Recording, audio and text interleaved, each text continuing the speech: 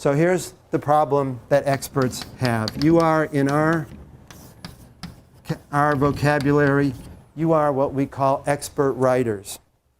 What this means is not that you are necessarily expert at writing, although you may be extremely good at writers. But what it means is that you are writing about a subject at which you have expert knowledge.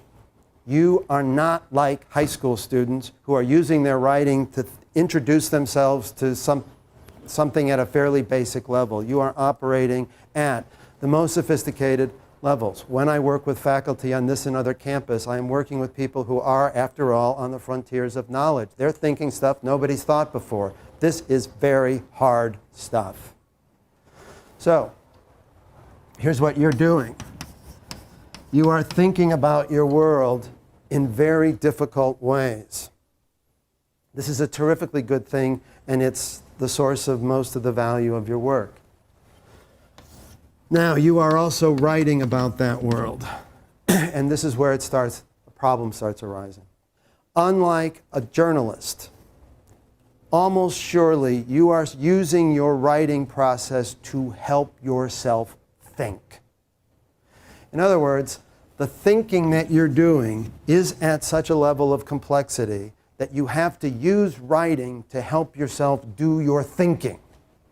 This is quite different from high school students. My high school teachers told me, Larry, there are two different processes. First, there's a thinking process, then there's a writing process.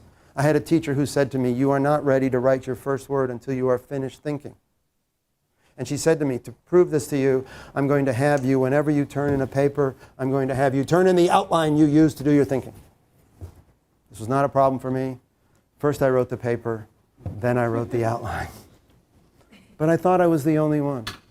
I thought everybody else, when they did this thinking, just, thought it till they were done, and then their essay, like Athena, burst from their forehead onto the page. I thought I was trying to keep it secret that I didn't work that way.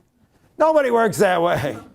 It doesn't mean you don't have outlines or a good idea. It doesn't mean you don't take notes. It's a good idea. It doesn't mean you don't have other ways of thinking, but you are using your writing to help yourself think. If you don't do this, for most people, you cannot think at the level you need to think. Quite different, say, from a journalist who's sitting down writing. The journalist is not using the writing process to think up new ideas about the world. You are. This means you have a very different set of writing challenges than anybody else has.